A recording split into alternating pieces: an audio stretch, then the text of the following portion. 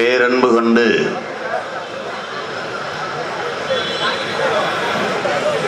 நாங்கள் பெரிதும் நேசிக்கின்ற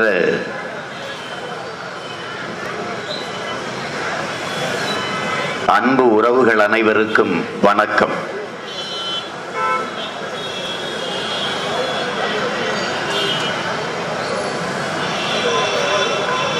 வாழ்நாளின் இறுதி வரை தன்னை நேசித்ததை விட இம்மண்ணை அதிகம் நேசித்து வாழ்ந்த இயற்கை வேளாண் பேரறிஞர்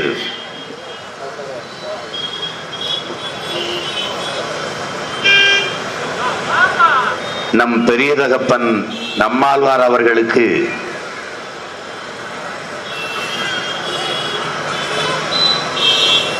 அவரினுடைய 79வது பிறந்த நாளில்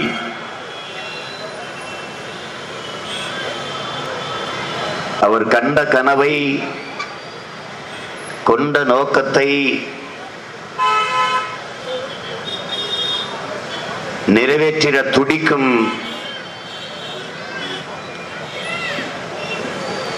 அவர் பிள்ளைகள் நாம் பெருமிதத்தோடும் திமிரோடும் நம் புகழ் வணக்கத்தை செலுத்துவோம்.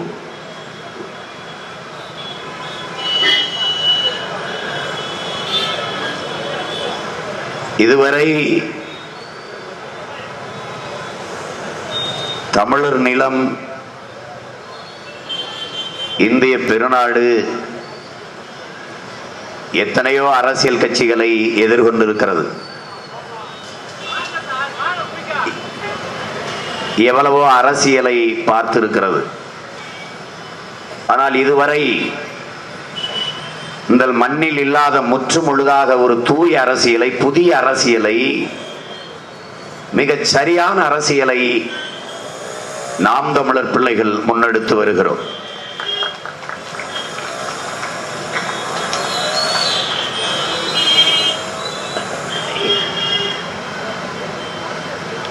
ராதாகிருஷ்ணன் நகரிலே நடக்கிற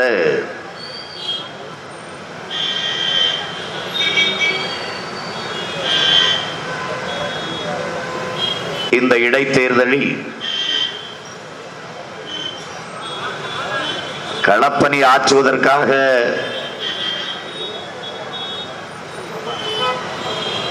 தொலைதூரத்தில் இருந்து, பல்வேறு தளங்களிலிருந்து இன உணர்வு கொண்டு, மான உணர்வு கொண்டு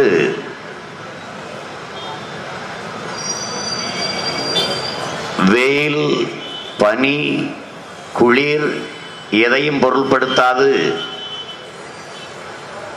பசி, உறக்கம் எதை பற்றியும் கவலைப்படாது களத்திலே நின்று அரும்பாடாற்றுகிற என் உடன் பிறந்தவர்களே, என் தம்பி தங்கைகளே,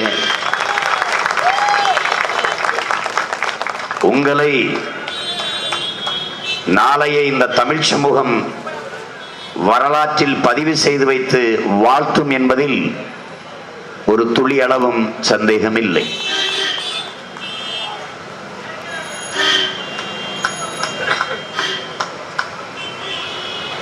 நம்பிக்கையோடு களத்திலே நில்லுங்கள்.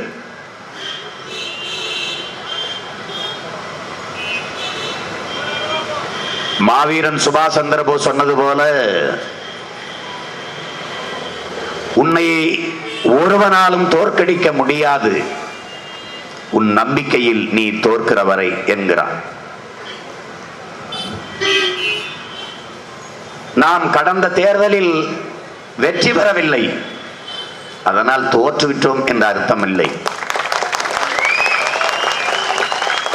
வெற்றியை துரத்தி கொண்டிருக்கிறோம் என்ற அர்த்தம்.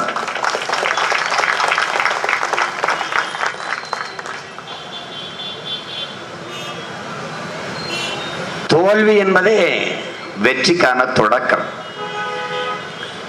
தோல்வி சொல்கிறது, என்னை சந்தித்து விட்டவன் வரலாற்றில் தோற்றதாக செய்தி இல்லை என்று.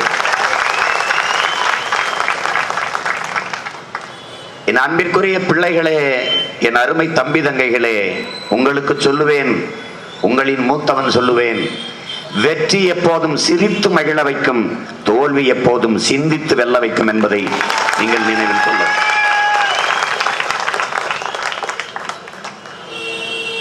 நாம் போராடுகிறோம், தொடர்ச்சியாக போராடுகிறோம். எதற்காக? 50,000 ஆண்டுகளுக்கு மூத்த நீண்ட நெடிய வரலாற்று பெருமை கொண்ட தமிழர் என்கிற தேசிய இனம் அடிமைப்பட்டு கிடக்கிறது. அதன் உரிமை மீட்சிக்காக, எழுச்சிக்காக, விடுதலைக்காக தொடர்ச்சியாக போராடுகிறோம். நாம் ஒரு அரசியல் பெரும் புரட்சியை முன்னெடுக்கிறோம். திரும்ப திரும்ப உங்களுக்கு சொல்லுவேன், நாம் தமிழர் என்பது கட்சி அல்ல. நாம் பிறந்த பெருமை மிக்க இனத்தின் அடையாளம் என்பதை நீங்கள் கவனத்தில் கொள்ள வேண்டும். நாம் தமிழர் கட்சி வளர்கிறது என்றால் தமிழ் தேசிய மக்கள் சாதி மத உணர்ச்சியை மறந்து தமிழராக இணைகிறார்கள் என்று அர்த்தம். இந்த கட்சி எதற்காக? மக்களை வைத்து பிழைக்க அல்ல, மக்களுக்காக உழைக்க வந்த கட்சி. இது அற்ப பதவிக்கான கட்சி அல்ல, அருமை மக்களின் உதவிக்கான கட்சி. இது பணத்திற்கான கட்சி அல்ல, தமிழர் என்கிற இனத்திற்கான கட்சி, அதன் மானத்திற்கான கட்சி.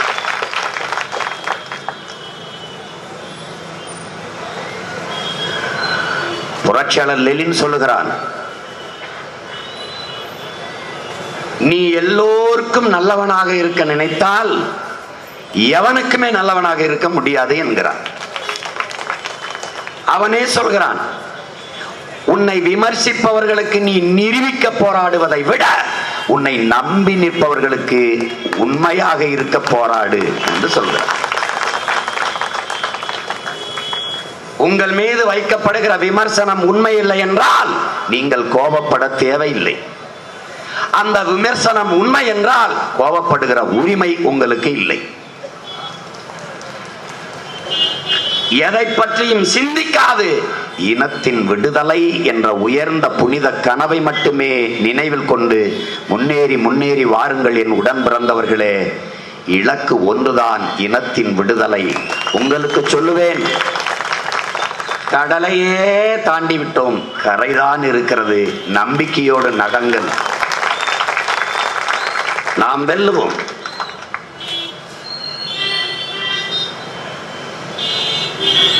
ஒருவன் எழுதியிருந்தான், நீ விடியும் என்று விண்ணை நம்புகிற நீ உன்னால் முடியும் என்று உன்னை நம்பு என்று சொல்லுகிறான்.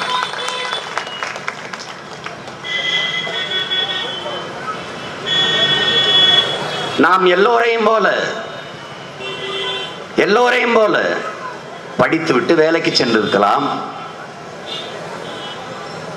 எந்த நடிகருடைய புதுப்படமாவது வெளியானால் அதை திரையரங்கில் போய் முதல் காட்சி பார்க்கலாம்.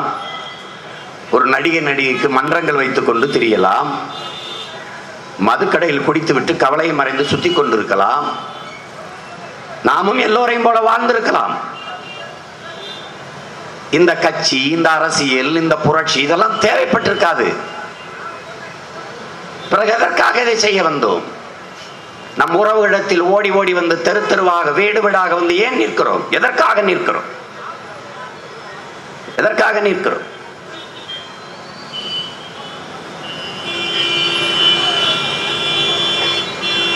50,000 ஆண்டுகளுக்கு மூத்த மொழி தமிழ் என்கிறார் தேவநேய பாவாணர்.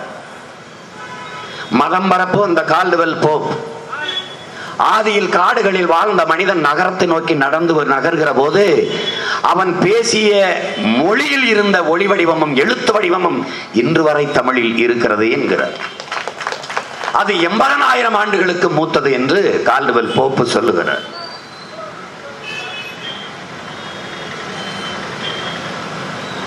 உலகத்தில் நன்கு கட்டமைக்கப்பட்ட ஒரு மொழி உண்டென்றால் அது தமிழ் என்கிறார்கள் ஆய்வியலறிஞர்கள். உலகத்தில் எம்மொழியும் தனித்து இயங்காது, தமிழ் தனித்து இயங்கும். அதனால்தான் அது உயர் தனிச்ச மொழி என்று எல்லோரும் சொல்கிறார்கள். இந்தியாவில் பல மொழிவழி தேசிய இனங்கள், பல்வேறு மொழிகள், தமிழில் இருந்து பிறந்து பிரிந்து போன துளு, கன்னடம், தெலுங்கு, மலையாளம் என்று பல மொழிகள். ஆனால் என் அன்பிற்குரிய சொந்தங்களே, அருமை தம்பி தங்கைகளே, இந்தியாவில் இருக்கிற எந்த மொழியிலும் இது மைக்கு தான். ஆனால் தமிழில் இது ஒலி வாங்கி. எல்லா மொழிகளும் இது ஸ்பீக்கர் தான். என் மொழியில் அது ஒலி பெருக்கி. எல்லா மொழியிலும் இது லைட் தான். என் மொழியில் அது விளக்கு. எல்லா மொழியிலும் அது டியூப் லைட் தான். என் மொழியில் அது குழல் விளக்கு. எல்லா மொழியிலும் இது கேமரா தான். என் மொழியில் அது ஒளிப்பதிவு கருவி. எல்லாவற்றுக்கும் உயிர் சொற்கள், வேர் சொற்கள், கலை சொற்களை கொண்ட ஒரு மொழி உலகத்தில் உண்டென்றால் எங்கள் அருமை தாய்மொழி தமிழ்.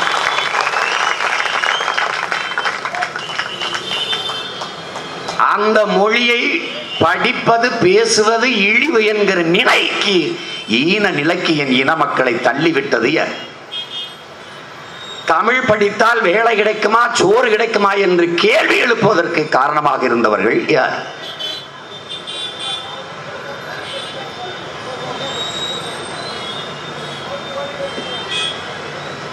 நாடு தமிழ்நாடு, நாட்டிற்கு பெயர் தமிழ்நாடு. ஆனால் இது தமிழுக்கும் தமிழருக்கும் சுடுகாடாக மாறி நிற்கிறது. இதற்கு காரணம் யார்? வர்த்தக நிறுவனங்களின் பெயர் பலகையில் தமிழ் இல்லை, தெருவில் தமிழ் இல்லை. இங்கே ஸ்ட்ரீட் இருக்கிறது, தெரு இல்லை. அவனி இருக்கிறது, நிலச்சாலை இல்லை. செக்டர் இருக்கிறது, விரிவில்லை. எக்ஸ்டென்ஷன் இருக்கிறது, விரிவில்லை. செக்ஷன் இருக்கிறது, பிரிவு இல்லை. காலனி இருக்கிறது, குடியிருப்புகள் இல்லை. பிளாட்ஸ் இருக்கிறது, அடுக்ககங்கள் இல்லை. இதற்கெல்லாம் காரணம் யார்? எங்கள் அருமை தாய்மொழி செத்து போனது. மொழி சிதைந்து அழிந்தால் ஒரு இனம் சிதைந்து அழிந்துவிடும். இது உலக வரலாற்று உண்மை. ஒரு நாட்டை அழிக்க வேண்டுமா, யானைப்படை, குதிரைப்படை, பீரங்கி படை கொண்டு வர வேண்டிய அவசியமில்லை. முதலில் அவன் மொழியை அழித்து விட வேண்டும். அவன் மொழியை அழித்து விட்டால் கலை, இலக்கியம், பண்பாடு செத்து போகும். அது அனைத்தும் அழிந்து போனால் அந்த இனம் அழிந்து போகும். இனம் அழிந்து போனால் நாடு அழிந்து போகும். இதுதான் பல தேசிய இனங்களுக்கு நிகழ்ந்த வரலாற்று துயரம். அந்த நிலை என் இனத்திற்கு வந்துவிட்டது. இந்த நிலையில் இருந்து தமிழ் மீட்சியே தமிழர் எழுச்சி என்கிறார் மொழி ஞாயிறு தேவினேய பாவாணர். தமிழ் மீட்சி உற வைப்பதற்கு ஏதாவது ஒருவர், எந்த ஒரு ஆட்சியாவது, எந்த ஒரு அரசியல் கட்சியின் தலைவராவது அதை முன்னெடுத்திருந்தால், என் அன்பு சொந்தங்களே, உங்கள் பிள்ளைகள் எதற்காக இந்த வேலையை செய்ய வரப்போகிறோம்? வேற வழியே இல்லை. நாங்களே ஒரு வழியாக வந்தோம். உங்கள் வயிற்றிலிருந்து பிறந்து வந்த பிள்ளைகள் எதற்காக? 50,000 ஆண்டுகளுக்கு மூத்த எங்கள் அருமை தாய்மொழியை மீட்டு உருவாக்கம் செய்து தமிழ் தேசிய இனத்தை மறு கட்டமைப்பு செய்வதற்கு அந்த வரலாற்று பெரும்பணியை செய்ய வந்த இளைய தலைமுறை புரட்சியாளர்கள் உங்கள் பிள்ளைகள். இன்று வரை நமது மீனவ சொந்தங்களை சிறைபிடிப்பதும், படகை பறிப்பதும், சித்திரவதை செய்வதும், அடித்து நொறுக்குவதும், பல கொடுமைகளை சிங்கள ராணுவம் தொடர்ச்சியாக செய்து கொண்டிருக்கிறது. எல்லோருக்கும் தெரியும், எல்லோருக்கும் தெரியும். கச்சத்தீவை மீட்பது ஒன்றுதான் எமது மீனவ மக்களின் வாழ்வாதாரத்தை காப்பதற்கு வழி என்று எல்லோருக்கும் தெரியும். எல்லை தாண்டி வருகிறார்கள் தமிழர்கள், தமிழ் மீனவர்கள் என்று சிங்களன் சொல்கிறார். கச்சத்தீவை எனக்கு என்று வைத்து கடல் எல்லையை அளந்தால் எனக்கு தூரம் அதிகம். கச்சத்தீவை அவனுக்கு கொடுத்து விட்டு அளந்தால் அவனுக்கு கடல் எல்லை அதிகம். எனவேதான் கச்சத்தீவை திருப்பி எடு என்கிறோம். அறிவார்ந்த தமிழ் சமூகத்தின் பிள்ளைகள், என் அன்பு பெற்றோர்கள் கவனிக்கணும். கடலுக்குள் எல்லை எப்படி கணிப்பீர்கள்? எல்லை தாண்டி வருகிறான், எல்லை தாண்டி வருகிறான் என்று இவர்கள் எவ்வளவு காலத்துக்கு சொல்லிக் கொண்டிருப்பார்கள்? உலகத்தின் வலிமை மிக்க கடற்படை ராணுவத்தை வைத்திருக்கிற இந்திய பேரரசு அந்த கடற்படை ராணுவத்தை, கப்பல்களை எல்லாம் அந்த இந்திய கடல் எல்லையிலே நிறுத்தி இந்த நாட்டின் மீனவர்கள் மீன் பிடிக்க வருகிற போது இதோடு நமது எல்லை முடிகிறது, திரும்பி விடுங்கள் என்று ஏன் சொல்லல? வலிமை மிக்க கடற்படை ராணுவம் பாதுகாப்பு பணியை செய்கிறோம் என்று பல ஆண்டுகளாக இந்திய கடலுக்குள் நிற்கிறது. சொந்த நாட்டு மக்களில் 840 மீனவரை இதுவரை சுட்டுக் கொண்டிருக்கிறது சிங்கள கடற்படை ராணுவம். சொந்த நாட்டு மக்களை சுட்டுக் கொள்கிற போது அதை தடுத்து காப்பாற்றாது இந்த நாட்டு ராணுவம் என்ன வேலை செய்து கொண்டிருக்கிறது என்ற கேள்வியை யாராவது எழுப்பி இருந்தால், உங்கள் பிள்ளைகள் நாங்கள் ஏனே அன்பு பெற்றோர்களே இந்த வேலையை செய்ய வருகிறோம். நாங்கள் வாட்டுக்கு படித்துக் கொண்டு நாங்கள் வாட்டுக்கு படிச்சதுக்கு வேலை பார்த்து கொண்டு பிழைத்துக் கொண்டு இருந்திருப்போம். ஒருவன் கேட்கல. இதுவரை இலங்கை ராணுவம் தாக்க வருகிற போது இந்த நாட்டு மீனவனை இந்திய கடற்படை ராணுவம் தடுத்து காத்து காப்பாற்றி திருப்பி அனுப்பியது பாதுகாப்பாக என்ற ஒரு செய்தியை யாராவது ஒருவர் படித்ததுண்டா? இல்லை. பிறகு அங்க கடற்படை ராணுவம் என்ன வேலை செய்கிறது? யாருக்கிட்டையும் பதில் இல்லை. சிங்கள என்ன வேலை செய்யறான்? எங்க பிள்ளைகள் கொண்டு வர குடிநீர் தூக்கி கொட்டிடுறான், அடிக்கிறான். தாகம் வரும்போது பிடிச்சு கொண்டு வந்த மீன்ல அழுக்கு ரத்தம் ஓடுது பாருங்க, அதை நக்கி குடிங்கிறான். இதை கேள்விப்பட்ட பிறகு இதை அழுதுகிட்டே ஒரு தம்பி என்கிட்ட சொன்ன பிறகு அதை கேட்டுட்டு நிம்மதியா வந்து உறங்கினா நான் உண்மையிலே நல்ல ஆத்தாளுக்கு அப்பனுக்கும் பிறந்தவன் தானா அப்படின்னு தோணுது. அதை நல்லா கவனிச்சுக்கணும். ரொம்ப நாளைக்கு அடி வாங்கிக்கிட்டு அழுதுகிட்டு இருக்க முடியாது. 19 வயசுல ஒரு பெண்ணு கணவன் 22 வயசுல சுட்டு கொன்னுட்டான் சிங்களன். இப்ப இல்ல, திமுக ஆட்சியில ராமேஸ்வரத்துல. நேரா அந்த பொண்ணு வீட்டுக்கு போனேன். அந்த பொண்ணுடைய அம்மா சட்டையை எண்ணெயை பிடிச்சுக்கிட்டு கன்னத்துல ஓங்கி ஓங்கி அரையுது. எதுக்கு வந்தாயின்னு கேக்குது. இந்த புள்ள தாலி இருக்கிறத இப்படி இப்படி விதவையா முண்டச்சி அணிக்கிறத பாக்குறதுக்கா வந்தாயின்னு அழுதுகிட்டே என்னை அடிக்குது. ஏன் அடிக்குது? நான் தான் போயிருக்கேன். அந்த அடி அந்த வலி இருக்குல்ல, இன்னைக்கு வரைக்கும் என் இதயத்தில் இருக்குது. ஆனா இதுக்கு பதிலடி கொடுக்காம நான் சாக போறது இல்ல.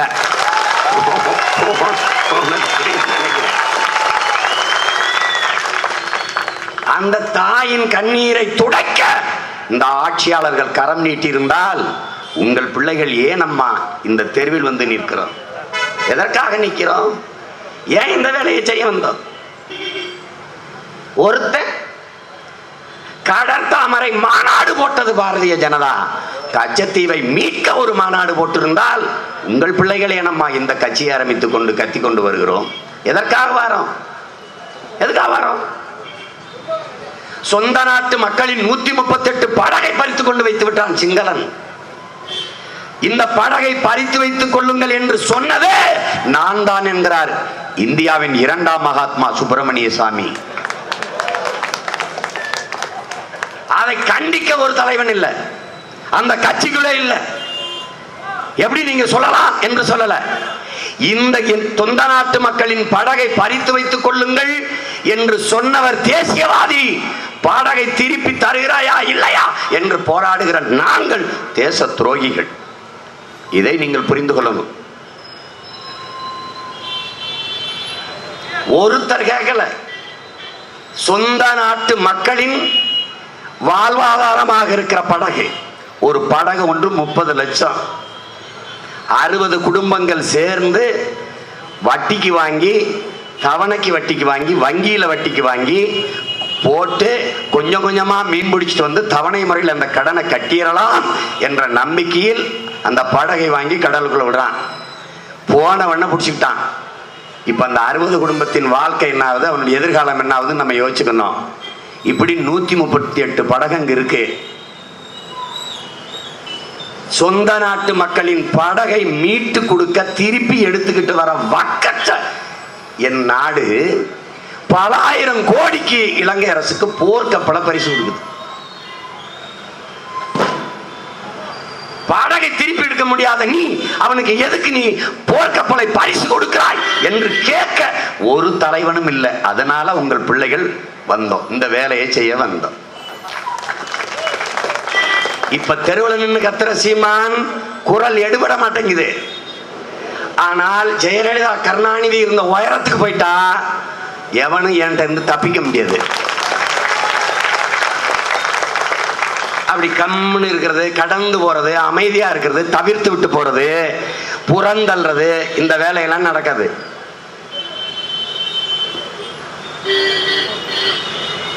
எல்லாரையும் நம்பணும், எல்லாரையும் எதிர்பார்த்தோம், ஏமாந்தோம், நம்பிக்கை நாதியற்று போனோம். ஆனால் நம்பிக்கையற்று போகாத பிள்ளைகள் நம்பிக்கையோடு ஒன்று திரண்டோம். எப்படி திரண்டோம்? எப்படி திரண்டோம்? தமிழ் தேசிய மக்கள் ஒரு பெருத்த இனக்கூட்டம். சாதி மதங்களாக பிளந்து பிரிந்தோம், இந்துக்களாக பிரிந்தோம், இஸ்லாமியராக மாறினோம், கிறிஸ்தவர்களாக போனோம். இந்த பிளவு என்ன ஆயிடுச்சு?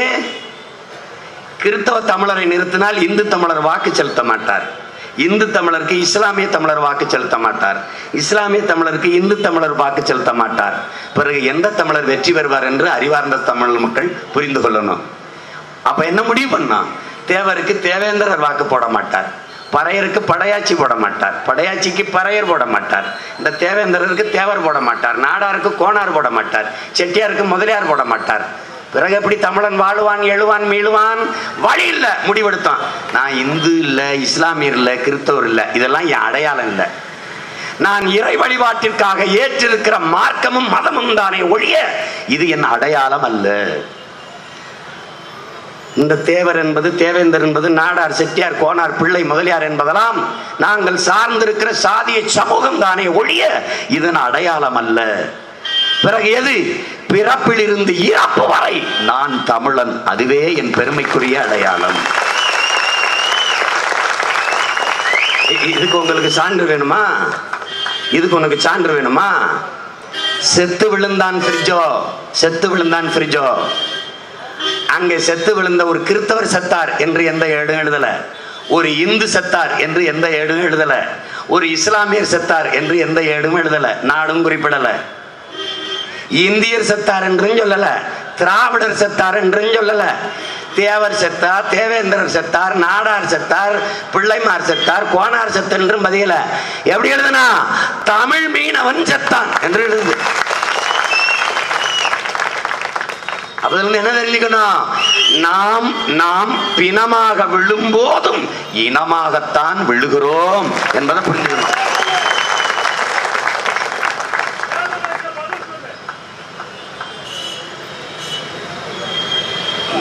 இதை புரிந்து கொண்டு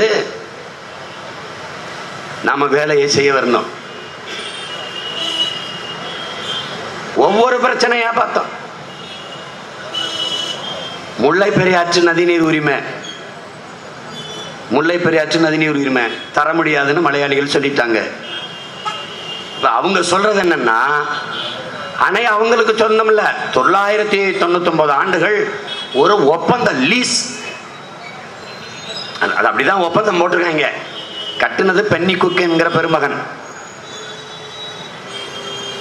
நம்ம ஐயா சேதுபதி மன்னருடைய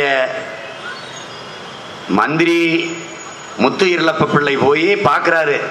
அந்த இடத்துல அணையை கட்டினா நமது மாவட்டத்தை செழிப்பாக்கிடலான்னு நினைக்கிறாரு. ஆனா கட்ட முடியல. அதற்கு பிறகு வெள்ளையர் ஆட்சி வந்துருது. இந்த சிவகங்கை, ராமநாதபுரம், தேனி, கம்பம் இந்த பகுதியில் இருக்க வறுமையை பார்த்து விட்டு அந்த பெருந்தகை கட்டுறான். அவன் சொந்த காசை போட்டு கட்டுறான் பென்னிக்குக்கு. இந்த அணையில உரிமை போயிடுச்சு. இப்ப அணை வலுவாக இல்லை, இடித்து விட்டு வேறு அணை கட்டுகிறோம் என்று சொல்கிறார்கள். நாங்க என்ன சொல்றோம்? அணை வலுவாக இல்லை, கட்டுவோம். இந்த அணை அப்படியே இருக்கட்டும், அதுக்கு உள்ள ஒரு வலுவான அணையை கட்டுவாங்கிறோம். இதை இடிச்சிட்டு வேற அணை கட்டவனா? இந்த அணை இருக்கட்டும், ஆனா அதுக்குள்ள வேற ஒரு அணையை கட்டுவாங்கிறோம். இந்த கேள்வியை இங்க இருக்கிற யாராவது எழுப்பி இருந்தா நாங்க வீதிக்கு வந்து இந்த வேலையை செஞ்சிருக்க வேண்டியது வந்திருக்காது. எதையுமே செய்யல, எதையுமே செய்யல. ஒண்ணு கிடையாது, ஒண்ணு கிடையாது, உருப்படியா ஒண்ணுமே கிடையாது. இவங்க சாதிச்சதெல்லாம் எங்கும் தமிழ், எதிலும் தமிழ் என்று முழங்கி வந்தார்கள். எங்கும் ஊழல், எதிலும் லஞ்சம் மாற்றி நிறுத்தி விட்டார்கள். இதுதான் அவர்களுடைய சாதனை. ஏதாவது ஒண்ணு சொல்லுங்க. ஈழ போராட்டம், இங்க அதை பேசுறதுக்கு எவன் இல்லை, பேசினா கேட்கறதுக்கு ஆள் இல்லை. அங்க 1,70,70,000 பேர் செத்தான், இங்க கொஞ்சம் கொஞ்சமா செத்துக்கிட்டு இருக்கான், சாகடிச்சுக்கிட்டு இருக்கான். அங்க எதிரி குண்டு போட்டு கொன்னான், இங்க குடிக்க வச்சு கொள்றான். 2 இனப்படுகொலை தான். அதை நல்லா கவனிச்சுக்கணும். அங்கேயாவது ஒரு இனத்தின் எதிரி கொள்றான், இங்க நாம ஓட்டு போட்டு தேர்வு செஞ்சாலே கொள்றான். இது 2லயும் இருந்து மாற்றம் வரணும். நல்லா நுட்பமாக கவனிச்சுக்கணும். ஈழத்துல போரு, பிரபாகரன் போராடியது அவன் பொண்டாட்டிக்கு நாடு கட்டல, புள்ளைக்கு சொத்து கட்டல, தான் பிறந்த பெருமை மிக்க இனத்திற்கு விடுதலை கேட்டு போறான்னா. நீங்க நுட்பமாக கவனிச்சுக்கணும். பெற்ற பிள்ளைகளுக்கெல்லாம் பதவி கேட்டு அலைந்த தலைவன் அல்ல, தான் பெற்ற பிள்ளைகள் எல்லாம் விடுதலை களத்தில் பலியிட்ட தலைவன் அவன். அவன் கால் தூசி இருக்கிற அளவிற்கு கூட, அதற்கு இருக்கிற தகுதி கூட இந்த நாட்டில் இருக்கிற எந்த தலைவனுக்கும் இல்லை. அதை நீங்க புரிஞ்சுக்கணும்.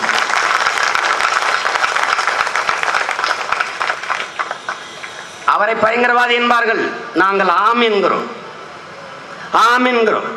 எங்க அக்காவை தங்கையை கதற கதற கற்பழித்த போது வேடிக்கை பார்த்து நின்றவர்களிடத்திலே பாய்ந்து தடுத்தவன் பயங்கரவாதி என்றால் அந்த பயங்கரவாதியை நாங்கள் வணங்குவோம்.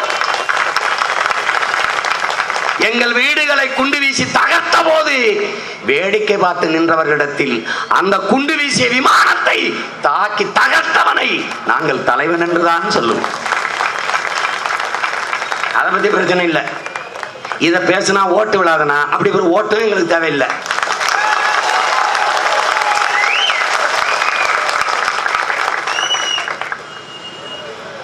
எப்பவுமே எங்கள் தலைவன் எங்களுக்கு கற்பித்தது, இனிப்பு எங்க இருக்கோ அங்க ஈயும் எறும்பும் தானாக வரும். உண்மை, நேர்மை, சத்தியம் எங்க இருக்கோ அங்க மக்கள் தானாக வருவார்கள். ஆனால் இனிப்பு இருக்கிறத கண்டுபிடிக்கிறதுக்கு ஈக்கும் எறும்புக்கும் கொஞ்சம் நேரம் ஆகும். அதுபோல உண்மையும் நேர்மையும் எங்க இருக்குன்னு தெரிஞ்சுக்கிறதுக்கு என் மக்களுக்கு கொஞ்சம் காலம் ஆகும். ஆனால் உறுதியாக என் மக்கள் என் பக்கத்தில் ஒரு நாள் அரணாக நிற்பார்கள். அன்றைக்கு இந்த அரசு எங்கள் கையில் இருக்கும். நான் ஒன்றை சொல்லுவேன் என் அன்பு சொந்தங்களுக்கு, உங்கள் பிள்ளைகள் உங்கள் குறை கேட்க வந்தவர்கள் அல்ல, உங்கள் குறையை தீர்க்க வந்தவர்கள் என்பதை நீங்க புரிஞ்சுக்கணும். ஒரு பிரச்சனை 2 பிரச்சனை எல்லாம் பேசலாம், சரி பண்ணலாம், எல்லாமே பிரச்சனை. அப்ப என்ன பண்ணணும்? மொத்தமா அடிச்சுட்டு வேற நாடை நம்ம படைக்கணும். நம்ம இப்ப அடிப்படையிலிருந்து பிரச்சனையில் இருக்கிறோம். அடிப்படையிலிருந்து எது அடிப்படை? கற்கால மனிதர்கள் அளவுக்கு போயிட்டோம். குடிக்க தண்ணி, பசிக்கு சோறு, தாகத்துக்கு தண்ணி, பசிக்கு சோறு இல்லாது அலைகிற ஒரு கூட்டமாக 21ஆம் நூற்றாண்டுல வந்து நிற்கிறோம். ஒரு பக்கம் தேசம் வளர்ச்சி வளர்ச்சி என்று பேசிக்கொண்டு போகிறது, வார்த்தை காதுகளில் இனிப்பாக விழுகிறது, வயிறு பசித்திருக்கிறது, நாக்கு வறண்டு இருக்கிறது. எது வளர்ச்சி என்று பார், நல்லா கவனிச்சுக்க. இந்த படமா இருக்கிறானே எங்க அப்ப, இவன் என்ன சொல்லி தந்தாங்கிறீங்க? நீ சாப்பிடுறது சோறு இல்லடா விஷம்னா. ஏன்? சர்வதேச சந்தை விரிவாக்கத்துல என் அன்பிற்குரிய மக்களே, பச்சை புரட்சி என்கிற பெயர்ல, வெண்மை புரட்சி என்கிற பெயர்ல எப்படி நமது நாட்டு மாட்டு இனங்களை அழித்து விட்டு காங்கேயம், தார்பர்கர், சிவப்பசகி, சாக்கிவால், உப்பளஞ்சேரி, புளியங்குளம், தேனி மலைமாடு, புளியங்குளம் பட்டி மாடு, இந்த மாதிரி கிரு, ஓங்கோல், இப்படி பல வகைகள் 100க்கும் மேற்பட்ட வகை மாடுகளை நம்ம தெரிஞ்சோம். எல்லாவற்றையும் காலி பண்ணிட்டு செர்சி என்கிற ஒரு மாட்டை கொண்டாந்து கலப்பின மாட்டை தள்ளுனா. இந்த மாட்டில் மாடு பால் கறக்கும், ஆனா பால் அல்ல, அது பால் போல ஒன்று. இந்த மாடு சாணி போடும், அது உரம் அல்ல, சக்கை. அந்த மாட்டு கறியை எவரும் உண்ண முடியாது. நீங்க செர்சி மாட்டு கண்ணுக்குட்டியும் நாட்டு மாட்டு கண்ணுக்குட்டியும் ஒன்னா கட்டி விடுங்க. நாட்டு மாட்டு கண்ணுக்குட்டியை அவுத்து விடுங்க, நீங்க பிடிச்சிருங்க பார்ப்போம். இங்க துள்ளும், அங்க ஓடும், அங்க ஓடும், இங்க ஓடும். செர்சி மாட்டிய கண்ணுக்குட்டியை அவுத்து விடுங்க, நகர்ந்துருச்சுன்னா பார்ப்போம். இப்ப நாட்டு மாட்டு பால் என்பது தாயின் மார்ல சுரக்கிற பாலுக்கு இணையான A2 வகை பால். எருமை மாட்டு பாலும் A2 வகை பால். எருமாடு உனக்கு பிடிக்காது, என்ன கருப்பா இருக்கு. உனக்கு ஒரு நோய் இருக்கு, கருப்பா இருக்கிற எங்களை பிடிக்காது, அதாவது வெள்ளையா இருக்கிற தீவா கொண்டாந்து இறக்குறான் அவன். எப்படி இருக்கு உனக்கு? இதுக்காக சீமான அவன் தம்பிகளும் தீ குளிச்சாந்துச்சு வர முடியும்? உனக்கு ஒரு நோய், வெள்ளையா இருந்தா தாண்டா உன் பிறப்பை சந்தேகம் பண்ணும். கருப்புங்கிறது நம்ம இனத்தின் நிறமடா, உழைக்கும் மக்களின் நிறமடா. நீ கருப்ப போய் ஒரு தாழ்வு மனப்பான்மை நினைக்கிற? கருப்பு எங்க இருக்கு? எல்லா பைய தலையிலையும் இருக்கு. வெள்ளை எங்க இருக்கு? எல்லா பைய உள்ளங்காலையும் இருக்கு. எது ஒசத்தின்னு பாத்துக்க. நம்ம கருப்பு வெள்ளையா இருக்கிற உடம்புல இருந்தா மச்சான், நம்ம உடம்புல வெள்ளை இருந்தா அது தேமல், நோய். அப்ப எது உயர்வுன்னு பாத்துக்க. கருப்பா இருக்கு கரும்பு, அதுலதான் அவளை இனிப்பா இருக்கிற சக்கரை வருது. இப்ப எது உயர்வுன்னு பாத்துக்க. இனிமே கருப்பா இருக்கிறியா, பெருமையா அப்படி நிமிந்துடு, அப்படி போ. வெள்ளையா இருக்குன்னு பார்த்தேன், ஏறவன் நம்ம நாட்டு கோழி, அவன் லகான் கோழி. இது புரிஞ்சுக்க. தாழ்வு மனப்பான்மையிலிருந்து மீண்டு வா. எங்க அப்பன் கத்து கொடுத்தான், பச்சை புரட்சின்னு கொண்டு வந்தான். ராக்பல்லர் ஃபவுண்டேஷன்ல இருந்து விதைகளை இறக்குனான், குட்டை பயிரை கொண்டு வந்தான். இங்க பாரு, அடி காட்டுக்கு நடு மாட்டுக்கு நுனி வீட்டுக்கு, இது பழமொழியா இருந்தது. நம்ம முன்னவர்கள் வகுத்தான். வரப்புயர நீர் உயரும், நீர் உயர நெல் உயரும், நெல் உயர குடி உயரும், குடி உயர கோன் உயரும். இது நம்ம தத்துவம். ஆனா வரப்பு உயரமா இருக்கு, இங்க நீரும் உயரல நெல்லும் உயரல. பிரச்சனை வந்துருச்சு.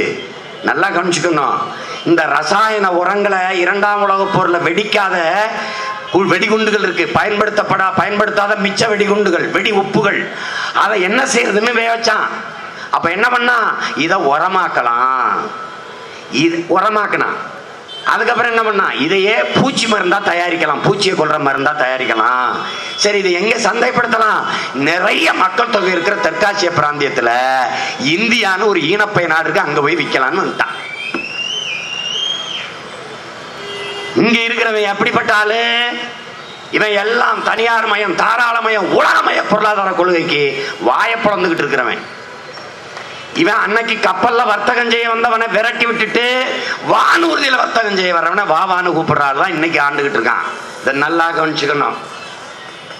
இப்ப இந்த சர்வதேச சந்தை விரிவாக்கத்துல ரசாயன உரங்களை கொண்டு வந்து விற்கிறான். இதை போட்டா நல்லா விளையுங்கிறான், நிறைய மகசூல் கிடைக்கும்ங்கிறான். இது என்ன, நீங்க 6 மாசம் விளைய வச்சுக்கிட்டு இருக்கிறீங்க, இது குட்டை பயிர் நிறைய மகசூல் தரும், சட்டுன்னு விளைஞ்சிரும், 90 நாள்ல வீட்டுக்கு நெல் வந்துரும்ன்றான். அப்படியா அப்படின்னு நம்மால் வாங்கி விதைச்சிட்டான். விதைச்சு என்ன ஆயிடுச்சு, ரசாயன உரங்களை போட்டு போட்டு சாராயம் குடிக்கிறவன் வயிறு நெஞ்சு எப்படி வெந்து போகுமோ அப்படி இந்த ரசாயன உரத்தை கொட்டி நம்ம பூமி தாயின் நெஞ்சு வெந்து போச்சு. ஆட்டு மாட்டு சாணியை கொட்டும் போது, புழுக்கையை கொட்டும் போது, கழிவை கொட்டும் போது சொதன்னு என்ன பண்ணுச்சு, வேருக்குள்ள தண்ணியை பிடிச்சு வச்சுக்கிடுச்சு. ஒரு தடவை தண்ணி விட்டா 15 நாளைக்கு தண்ணி தேவைப்படலை. ஆனா ரசாயன உரத்தை போட்டா சாராயம் அடிச்சவன் எப்படி தாகெடுத்து ஓயாம தண்ணியை குடிப்பானோ, உப்ப தின்னவன் எப்படி ஓயாம தண்ணியை குடிப்பானோ, அப்படி இந்த ரசாயன உரத்தை போட்டவன நிறைய தண்ணி தேவைப்பட்டுருச்சு. இப்ப உரம் என்கிற பேர்ல செடி கொடி பயிர்களின் பேர்ல விஷத்தை கொட்டுறோம். விளையிற பொருள் உணவு பொருளா இல்லாம நஞ்சா விளையுது. அதான் நுட்பமாக புரிஞ்சுக்கணும். அறிவார்ந்த என் தம்பி தங்கைகள், நீங்க முன்னாடி எந்த மாம்பழத்தை எடுத்து அறுத்தாலும் அதுக்குள்ள வண்டு இருக்கும். எப்படா வண்டு போச்சுன்னு தெரியாது, ஆனா வண்டு இருக்கும். இப்ப ஏதாவது ஒரு மாம்பழத்துல வண்டு இருக்குமானா இருக்காது. ஏன்? மாம்பழத்தை போய் வண்டு கடிக்க போனா செத்துரும். ஏன் செத்துரும்? விஷம். வண்டு உடனே செத்துருச்சு, நாம கொஞ்சம் கொஞ்சமா சாவோம். இதான் இங்க இருக்கிறது. முதல்ல பூச்சி கத்தரிக்காய் இருந்துச்சு, பூச்சி தக்காளி இருந்துச்சு, பூச்சி வெண்டைக்காய் இருந்துச்சு. இன்னைக்கு எங்கேயாவது ஒரு இடத்துல பூச்சி கத்தரிக்காய் பூச்சி தக்காளியை காட்டு பார்ப்போம். ஏன்னா பூச்சியை கொண்டுட்டான். பூச்சி போய் தக்காளி கத்தரிக்காயில உட்கார்றதுக்கு முன்னாடி செத்துருது. ஏன்னா அது விளையிறது கத்தரிக்காய் இல்ல, நஞ்சு, விஷம். உனக்கு நம்ப முடியல? கேரளாவில் ஒரு நடிகன், இளம் வயது நடிகன், கள்ளப்படம் என்று தமிழ்ல ஒரு படம் வந்துச்சு. அந்த படத்தில் நடிச்ச ஒரு இளம் கதாநாயகன் தினம் உடற்பயிற்சி கூடத்தில் போய் உடற்பயிற்சி செய்யறவன். அவன் பீடி சிகரெட்டு குடிக்க மாட்டான், மது குடிக்க மாட்டான். ஆனா அவனுக்கு நாக்கில் புற்று. இந்த சின்ன பையனுக்கு எதுக்குடா நாக்கில் புற்று வந்துருச்சுன்னு மருத்துவர்கள் ஆய்வு செய்யறான். அந்த புற்று வந்த இடத்த நீக்கி விடுறான். ஆனா பயன் இல்லாம உடல்ல தொண்டைக்குழி எல்லாம் பரவி உடல் புறம் பரவி அவர் இறந்துட்டாரு. அண்மையில இறந்துட்டார், போன ஆண்டு இறந்துட்டாரு. ஆனா எதனால புற்று வந்துருச்சு அவருக்கு நாக்கலைன்னா, உடல் நலனுக்காக பச்சை காய்கறி, வெண்டைக்காய், இந்த பீன்ஸு, இந்த கேரட், இந்த மாதிரி பச்சை காய்கறிகளை உடல் ஆரோக்கியத்துக்காக சாப்பிட்டுருக்கான். அதுல நாக்கில் புற்று வந்துருச்சு. அப்படின்னா அது உணவா நஞ்சா விஷமா என்பதை அறிவார்ந்த எனது தம்பி தங்கிகள் சிந்திச்சு பார்க்கணும். இப்ப அது போலதான் நாம சாப்பிட்டுக்கிட்டு இருக்கோம். இதை தடுக்கணும்.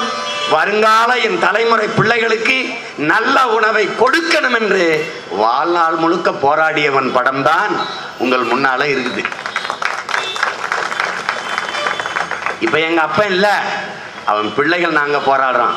எங்க கிட்ட வலிமை இல்ல, ஆனா உங்ககிட்ட இருக்கு. அதை கேட்டு வந்திருக்கான். அந்த கேட்டு என்ன வந்திருக்கான்? ஒரு ஓட்டு. அந்த ஓட்டை போட்டுட்டு நீங்க உட்கார்ந்துக்கிறீங்க, மீதியை நாங்க காட்டுறோம். அதான் என் தம்பிகள் சொல்றான். என்ன சொல்றான்? போட்டு பாருங்க ஓட்ட, அப்புறம் பாருங்க நாட்டைங்கிறான்.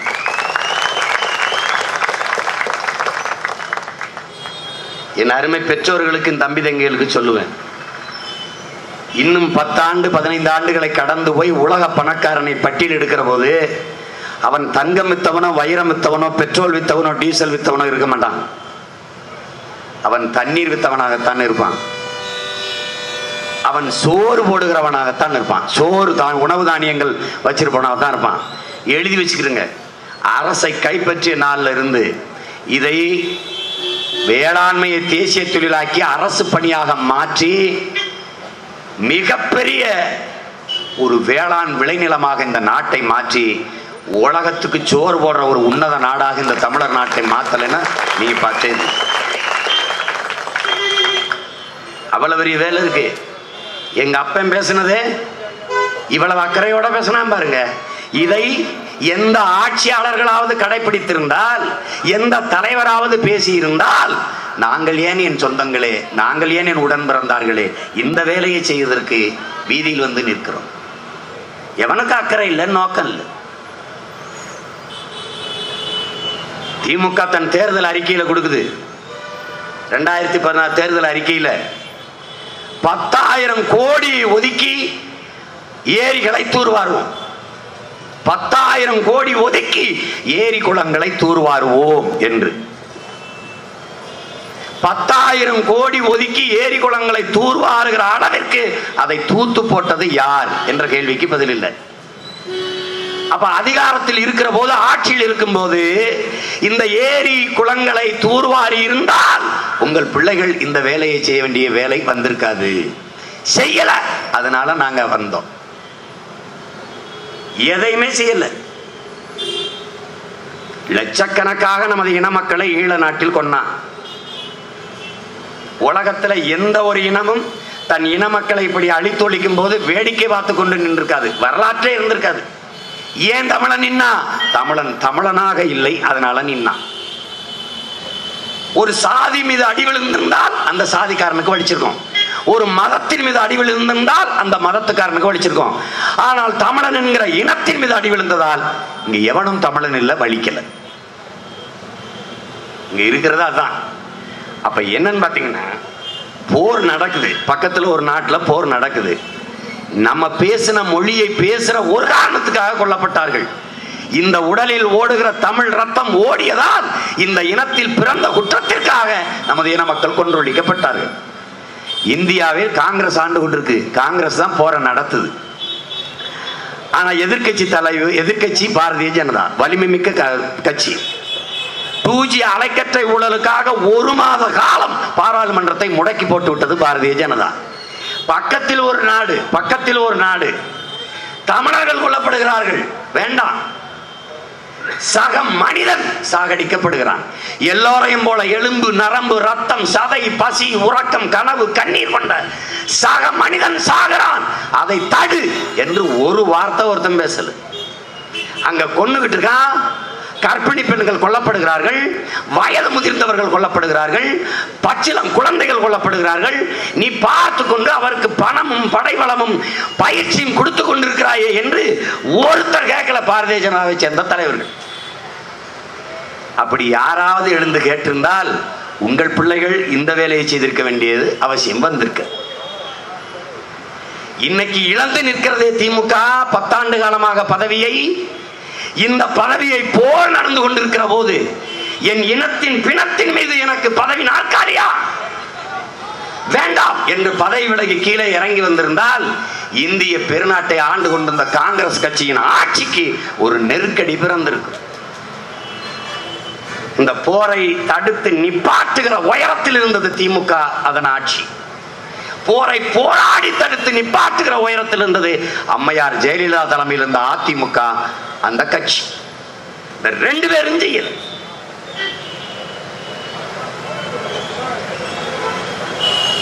அப்ப என்ன பார்த்தோம்?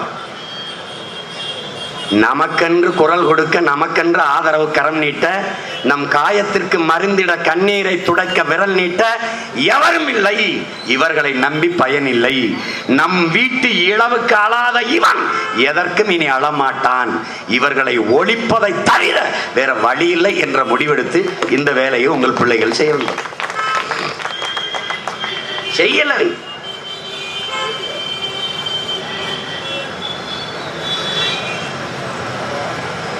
பெரிய கட்சி திமுக, பெரிய கட்சி அதிமுக அப்படிதான் பேசிட்டு இருக்கிறாங்க. சிறிய கட்சி நாம் தமிழர் கட்சி ஓட்டுக்கு 1 ரூபா கொடுக்காம என் மக்கள்கிட்ட போய் உங்கள் வாக்கு, உங்க உரிமையை உங்கள் பிள்ளைகளுக்கு தாங்கன்னு கேட்கிறான். இந்த நேர்மை, இந்த துணிவு இருந்தா நீ பெரிய கட்சிங்கிறவன் ஓட்டுக்கு 1 ரூபா கொடுக்காம என்னோட நீ தேர்தலில் நின்று மோதி வென்று காட்டுப்பா, வென்று காட்டு. உனக்கு தெரியும் 1 ஓட்டு கூட போட மாட்டேன் மக்கள்னு. ஏன் அவ்வளவு கேவலமா நீங்க ஆட்சி நடத்திருக்கீங்க? இங்க ஆர்கே நகர் முழுக்க சாக்கடைங்கிறான். சாக்கடைகள் அரசாடுகிற போது நாடு சாக்கடையாகத்தான் இருக்கும். எங்கு பார்த்தாலும் குப்பை அழுக்குகள் அரசாளும் போது நாடு குப்பையாகத்தான் இருக்கும், குப்பை மேடாகத்தான் இருக்கும். அதனாலதான் சொல்றேன், இது 50 ஆண்டு கால அழுக்கு. ஒரே நாளில் துடைத்து கூட்ட முடியாது. ஆனால் ஒவ்வொரு நாளும் கூட்டிக் கொண்டே இருந்தால்தான் இதை இந்த அடுக்கை அப்புறப்படுத்த முடியும். உனக்கு விடுதலை என்பது, தமிழ் தேசினத்தின் விடுதலை என்பது திமுக அதிமுகவிடம் இருந்து விடுதலை தான். இந்த விடுதலையை மட்டும் நீ வென்று உன் இனம் அதுவே பழச்சுக்கிறோம். எந்த காலத்திலையும் இவன் நம்மளை ஏமாத்துறதுக்கு நினைப்பானே ஒழிய, ஏமாற்ற நினைப்பானே ஒழிய இந்த நிலையிலிருந்து சிறிது கூட முன்னேற்றணும், இந்த நிலையை மாற்றணும்னு கனவுல நினைக்க மாட்டான். நல்லா கணிச்சு, இவனுக்கெல்லாம் தமிழர்களை ஆள வேண்டும் என்ற கனவு தான் இருக்கிறது. தமிழர்களும் எல்லோரையும் போல வாழ வேண்டும் என்ற கனவு இவர்களுக்கு கிடையாது. அது நல்லா புரிஞ்சுக்கணும். அது ரொம்ப முக்கியம்.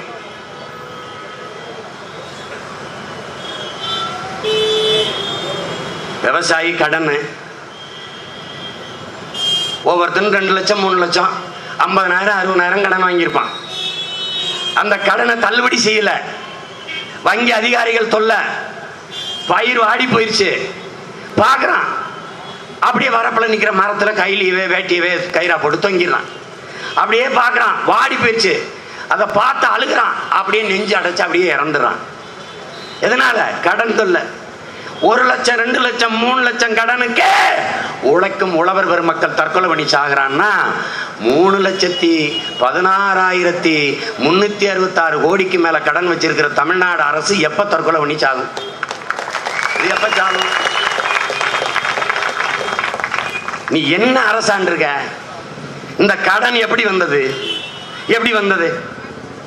யாரு ஓபிஎஸ் ஐயா முன்னாள் முதல்வர் சொல்வாரா, இல்ல துணை முதல்வர் ஐயா அவர் விளக்கம் சொல்வாரா, இல்ல இன்னைக்கு ஆண்டுகிட்டு இருக்கிற ஐயா இபிஎஸ் விளக்கம் சொல்வாரா? இந்த 3 லட்சம் கோடிக்கு மேல கடன் எப்படி வந்தது?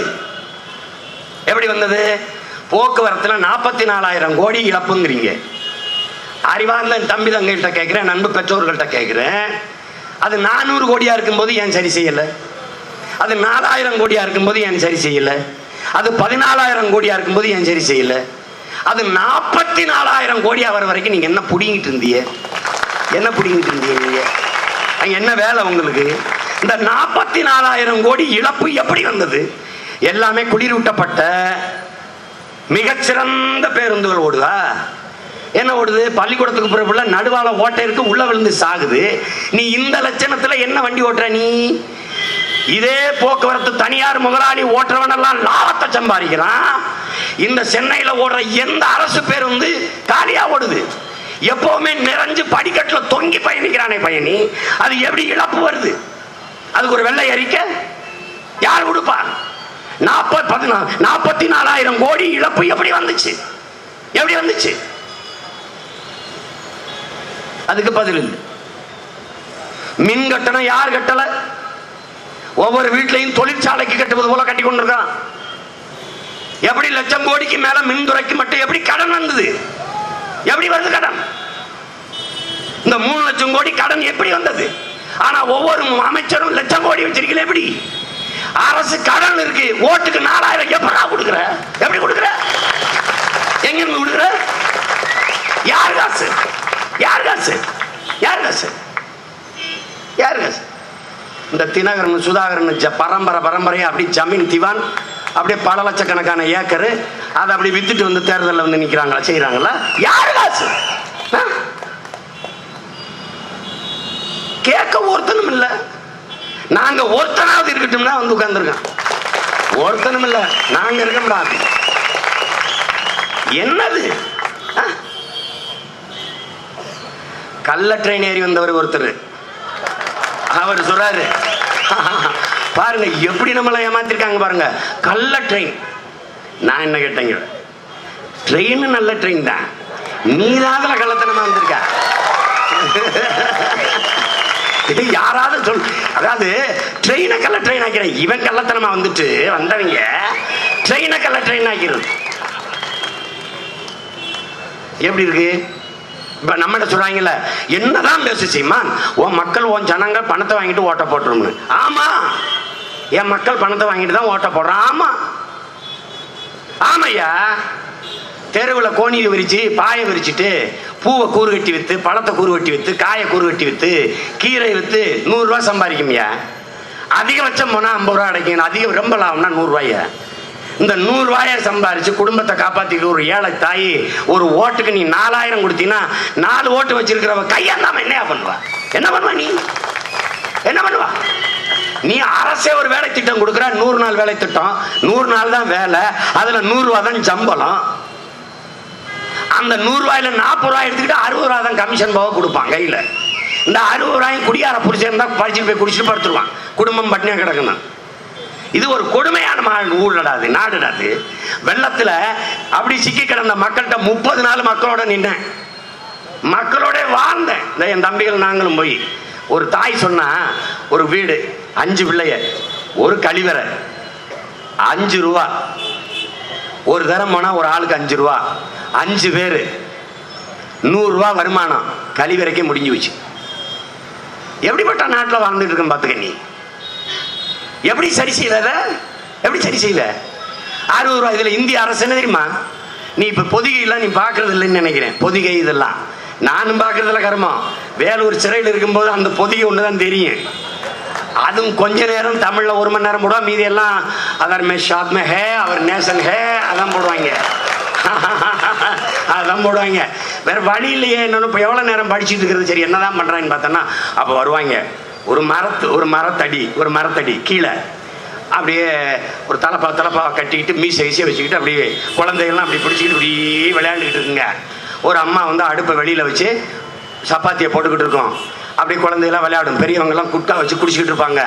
அப்போ ஒரு அறிவிப்பு வரும், கிராம பஞ்சாயத்து வளர்ச்சி திட்டத்தில் சேருங்கள், 100 ரூபாய் சம்பளம் பெறுங்கள், அருகில் இருக்கிற வங்கியில் சேமித்து பணக்காரராயிருங்கள் யாரு அப்படின்னு உடனே எல்லாரும் அப்படி குதிச்சு ஒரு டேய் 100 ரூபாய் சம்பாரிச்சு அதை கொண்டு பேங்க்ல போட்டு நாங்கெல்லாம் பணக்காராயிரணும், நீங்க லட்சமா கொள்ளையடிச்சு ஏழையாயிருவீங்க.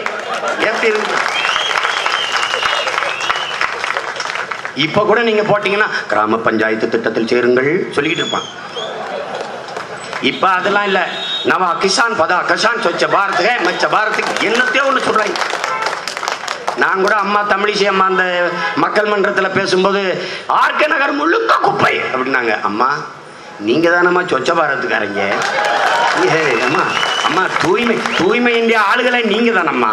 ஐயாவை கூட்டி வந்து ஒரு தடவை ஓகே ஓகே கிளீன் இந்தியா ஒரு தடவை பண்ணி விட்டு போங்க வாங்க. செய்ய மாட்டாங்க. எப்படி இருக்கு பாருங்க. அப்ப 60 ரூபா சம்பளத்துக்கு வேலைக்கு போற என் மக்கள் ஓட்டுக்கு 5000 10,000 கொடுத்தா 10 ஓட்டு வச்சிருக்கவன் ₹1,00,000 ஆயிருது. வறுமை கையேந்திரான். இப்ப கொடுமை என்னதான் இதுல பிரச்சனை யாருன்னு பாரு. உரிமையை வறுமைக்கு விக்கிற ஏழ்மை வறுமை நிலையில் என் மக்களை வைத்தவன் எவனோ அவன்தான் அயோக்கியன், அவன்தான் கெட்டவன், அவன்தான் திருடன். நீ மக்களை குறை சொல்லாத. பணத்தை வாங்காம 4.5 லட்சம் பேர் ஓட்டு போட்டிருக்கான்லடா. எனக்கு போட்டிருக்கான்ல பணம் வேணாம். இப்பவும் போடுவான் பாரு. ஆர்கே நகர்லயும் போடுவான் பாரு. பல பேருக்கு நெஞ்சடை போறப்போது பாரு. போடுறதும் பாரு. பணத்தை நீ கொடுத்துட்ட அவன் வாங்கிப்பான். பணத்தை கொடுத்தவனுக்கு தவிர மற்றவனுக்கு போடுவான். அவனுக்கு நாங்க கற்பிக்கிறோம்ல அண்ணன் தம்பிக்கு எங்க பெரியம்மா சின்னம்மாவுக்கு சொல்றோம்ல, அம்மா இந்த பணம் களவாணி போய் நம்ம காசை திருடினது. இந்த பாரு தினம் வேலைக்கு போற உழைக்கிற, அப்பா மீன் பிடிக்க போறாரு, தம்பி வேலைக்கு போறேன், நீ காய்கறி விற்க போற, எல்லா வேலையும் நம்ம செய்யறோம். ஆனா உழைக்கிற நம்ம குடிசையில கிடக்குறான், கையேந்தி நிற்கிறான். ஒரு வேலையும் செய்யாத இவன் ஆயிரக்கணக்காக கொண்டாந்து காசை தர்றான். அப்ப இங்க இருக்கிற இந்த சமூக முரணை, இந்த வர்க்க சுரண்டலை நம்ம தெரிஞ்சுக்கணும். அப்ப இவங்களை ஒழிக்காம ஊழல் லஞ்சத்தை ஒழிக்க முடியாது. இந்த முறையற்ற நிர்வாகத்தை தடுக்க முடியாது. அதை நுட்பமா நீங்க கவனிச்சுக்கணும். அதுதான் முக்கியம். அதை என்னுடைய தம்பி தங்கைகள் நம் பெற்றோர்களுக்கு உடன் பிறந்தவர்களுக்கு கற்பிங்க. 4000 ஒரு 4 நாள் பசியாம சாப்பிடலாம். ஆனா 5 ஆண்டுகள் பட்டினியா கிடக்கணும். ஆனா உங்க பிள்ளைகள் நாங்கள் ஆயுள் முழுக்க பசி இல்லாம வாழ வைக்கிறதுக்கான வேலையை செய்யறோம். அதான் இங்க முக்கியம். இங்க நுட்பமாக கவனிச்சுக்கணும். தண்ணி இல்லாம தவிக்குது தமிழ்நாடு. தமிழ்நாடு மட்டும் இல்ல, இந்தியாவே உலகமே தத்தளிச்சு கொண்டிருக்குது. ஏன்னா உலகத்தில் 2 விழுக்காடு தான் குடிநீர் இருக்கு. அந்த 2 விழுக்காடை 20 விழுக்காடாக மாற்றுவது எப்படின்னு சிந்திக்காம 2 விழுக்காடு தான் இருக்கிறதா, இதை வித்தால் நிறைய சம்பாதிக்கலாம் என்று நினைத்த சிந்தனை தான் இந்த உலகத்திற்கு செய்த பெருந்துரோகம். அவன் செஞ்சுட்டான். இப்ப தண்ணீர் வியாபாரம் ஆயிடுச்சு, முடிஞ்சு வித்து வித்து கோடி கோடியா கொண்டு போயிட்டு இருக்கிறான். இப்ப இதுல என்ன கவனிக்கணும்? நீர் சோறு இல்லாம அல்லாட போறோம். நம்ம இந்த நிலையில் நின்று கொண்டிருக்கிறோம். இப்ப இதுல இருந்து மீளணும், நம்ம வாழணும்னா நம்ம எல்லாரும் வேற ஒரு அரசியலை செய்யணும்.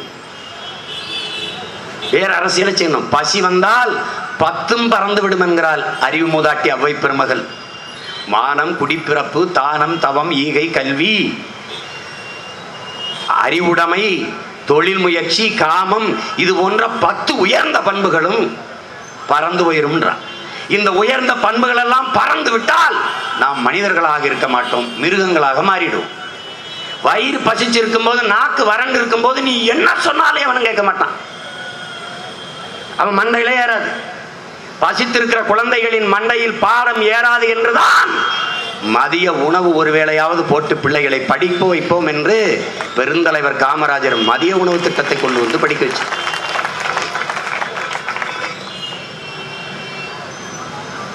அதை நீங்க கவனிச்சுக்கணும். உங்க பிள்ளைகள் என்ன கனவுல வரும்? என் தேசத்தில் பசி என்கிற வார்த்தையே இருக்கக்கூடாது, ஒழிச்சிடணும்னு நினைக்கிறோம். வேலை இல்லை என்கிற வார்த்தையே இருக்கக்கூடாதுன்னு நினைக்கிறோம். வறுமை, ஏழ்மை என்ற சொற்களே என் நிலத்தில் இருக்கக்கூடாது, ஒழிச்சிடணும்னு நினைக்கிறோம். இதைத்தான் இளைய புரட்சியாளர் பகத்சிங் சொல்றான். பாலுக்கு அழாத குழந்தை, கல்விக்கு ஏங்காத மாணவன், வேலைக்கு அலையாத இளைஞன், இதுதான் என் கனவு இந்தியா என்கிறான். அப்படிப்பட்ட கனவை கொண்டு இளைய புரட்சியாளர்கள் உங்கள் பிள்ளைகள் வந்து நிற்கிறோம். பள்ளிக்கூடத்தில் படிச்சுட்டு இருக்கான் பகத்சிங். ஒரு நாள் பள்ளிக்கூடத்தில் பாதியிலிருந்து போயிட்டான், வீட்டுக்கு வரல. அப்பா அம்மா தேடுறாங்க, அவனுடைய செல்ல தங்கச்சி அழுது கொண்டிருக்கா, வரல பகத்சிங். 2 நாளாச்சு.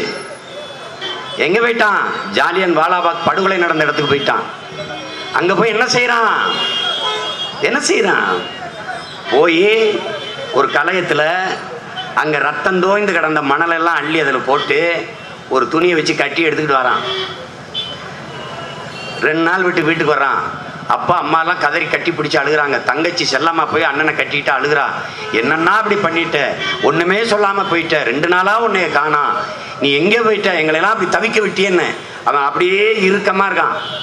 தன் தங்கையை மட்டும் தனியா அழைச்சிட்டு போய் சொல்லி இந்த மூடியை திறந்து காட்டுறான், மண்ணள்ளி காட்டுறான். ரத்தம் தோய்ந்து சிவப்பா இருக்கு, இது நம்மவர்கள் சிந்திய ரத்தம். இந்த ரத்தத்திற்கு வெள்ளைக்காரன் பதில் சொல்கிற வரை நான் விடப்போவதில்லைங்கிறான். எப்போ? சிறு வயது மாணவன்.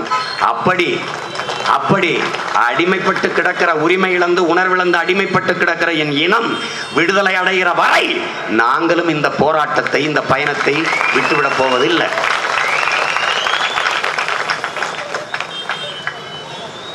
எல்லாம் பெரிய கட்சி திமுக, அதை ஆதரிச்சு ஒரு 20 கட்சி இருக்கு. அதிமுக பெரிய கட்சிங்கிற, அதை ஆதரிச்சு ஒரு 30 கட்சி தெரியுது. அதை ஆதரிச்சு பண்ணியதான் 10-20 குட்டியோட போய் சரச்சன் மஞ்சு தெரியுங்க. புலி எப்பவும் தனியா தான் வேட்டைக்கு போகும். நான் யாரையும் நம்பல, என் மக்களை தவிர. எனக்கு கூட்டணி யாரு? என் மக்கள். நானே மக்களும் தான். என் வலிமையே என் மக்கள். யாருக்காக வந்திருக்கேன்? என் மக்களுக்காக. எங்கிருந்து வந்திருக்கேன்? அந்த கூட்டத்திலிருந்து வந்திருக்கேன். அவர்களிடமிருந்து அவர்களுக்காக வந்திருக்கோம். நாங்கள் இன்னும் அதிகமாக நெருங்கி போவோம் என் மக்களிடத்துல. அவர்கள் வேர்வையை முகர்வோம், அவர்கள் கண்ணீரை துடைப்போம், அவர்கள் கவல்களை பகிர்வோம், அவர்கள் துயரங்களில் பங்கேற்போம், அவர்கள் கூடவே நிற்போம். ஒரு நாள் வெல்லுவோம். இது எல்லாவற்றையும் சரி செய்வோம். பன்னெடுங்காலமாக என் இன மக்கள் தூக்கி சுமந்து வருகிற அந்த துயர துன்பத்தை துடைச்சி எறிவோம். இந்த வறுமை, ஏழ்மை, பசி, பஞ்சம், பட்டினி, இந்த கொடுமையிலிருந்து என் மக்களை மீட்டெடுப்போம். இப்படியா அதே இந்த சாலையை பார்க்காதீங்க, இந்த தெருவை பாருங்க. என் மக்கள் இந்த வாசலோடு இந்த வாசல் வச்சு இவ்வளவு நெருக்கமாக குடியிருப்புகள், வாழ்விடமற்ற மக்கள், காற்றோட்ட வசதி, ஒரு மரம் எதுவும் இல்லாத ஒரு சூழல்ல, ஒரு சுற்றுச்சூழல் எதுவும் இல்லாத நிலையில் என் மக்கள் பன்னெடுங்காலமாக வாழ்ந்து கொண்டிருக்கிற ஒரு பரிதாப நிலையை நாம் பார்க்கிறோம். இதிலிருந்து என் மக்களை காப்பாற்றணும், இந்த நிலையிலிருந்து இதையெல்லாம் மாற்றணும்னு உங்கள் பிள்ளைகள் நாங்க நினைக்கிறோம். அதான் ரொம்ப மற்ற கட்சிகளை போல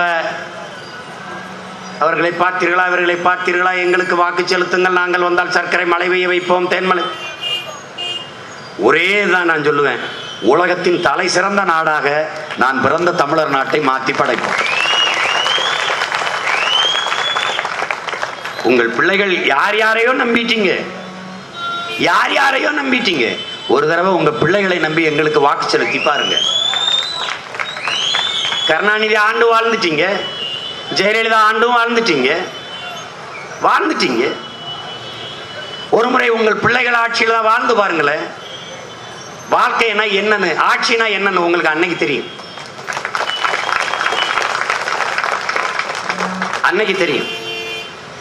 அரசியல் என்பது முழுக்க முழுக்க மக்களுக்கான சேவைதான். இது பெருந்தலைவர் காமராஜர். அரசியல் என்பது மக்களின் மீது அதிகாரத்தை செலுத்துகிற விவகாரம் அல்ல, இது மக்களுக்கு ஆற்றப்படுகிற தொண்டு. இது எங்கள் தலைவர் மேதகவி பிரபாகரன் அவர்கள். அரசியல் என்பது அனைத்து உயிர்களுக்குமான தேவையும் அதை நிறைவு செய்யும் சேவையும் தான். இது உங்கள் பிள்ளைகள்.